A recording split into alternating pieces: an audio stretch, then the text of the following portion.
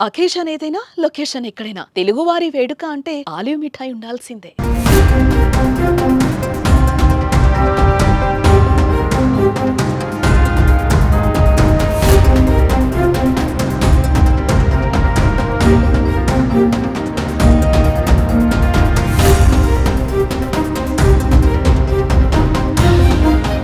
భారత్ పాకిస్తాన్ మధ్య జరిగిన యుద్ధంలో ఎవరిది పైచేయి అంటే భారత్ అనే అందరూ చెప్తారు.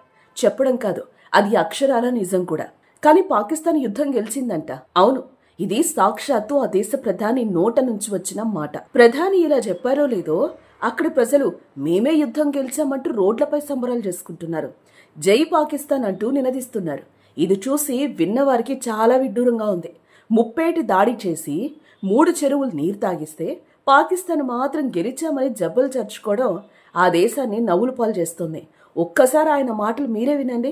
This is against our principles. We have been successful in our principles and we have done the same with the enemy. What with a very respected nation does, and this is also a success for the army, and the whole Pakistani nation has become successful and we have won. This is victory. This is great, and this is, we are very, very thankful.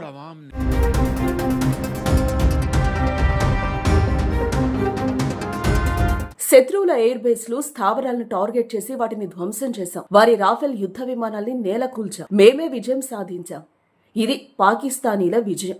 Pakistani army, China, Turkey, ఇతర ముస్లిం దేశాలకు మా కృతజ్ఞతలు.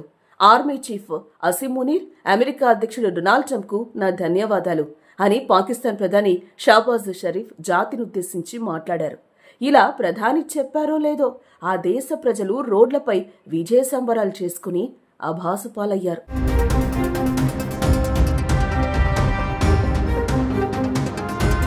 పాకిస్తాన్ మన air బేస్లను ధ్వంసం చేసిందట. Rafale విమానాల్ని నేలకూల్చిందట. ఇవన్నీ పచ్చి అబద్దాలే కదా. పహల్గామ్ ఉగ్రదాడి తర్వాత 15 రోజులకు ఆ దేశంలో ఉగ్ర స్థావరాలను నేలమట్టం చేసింది భారత్. ఆపరేషన్ సింధూర్ పేరుతో 100 మంది ఉగ్రవాదులను మట్టుపెట్టి మొదటి విజయం సాధించింది. భారత్ చేసిన దాడికి పాక్ వద్ద సమాధానమే లేకుండా పోయింది. ఈ దాడితో దేశం పరువు పోగొట్టుకున్న పాకిస్తాన్ భారత్పై పేలని బాంబులు, పనికిరాని చైనా మిసైల్స్ ఉనికిని చాటుకోవడానికి ప్రయత్నించింది. కానీ భారత్ వాటిని తిప్పి నేలకేసి కొట్టింది. ఫైటర్ జెట్లను కూడా నేలకూల్చాం. వారు చేసిన దాడికి ప్రతీకారంగా ఆ దేశ క్షిపణి వ్యవస్థను భారత్ తన డ్రోన్లతో ధ్వంసం చేసింది.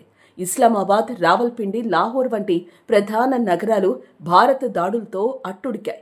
ఎయిర్ బేస్లు, స్థావరాలను టార్గెట్ చేసి వాటిని ధ్వంసం చేశాం.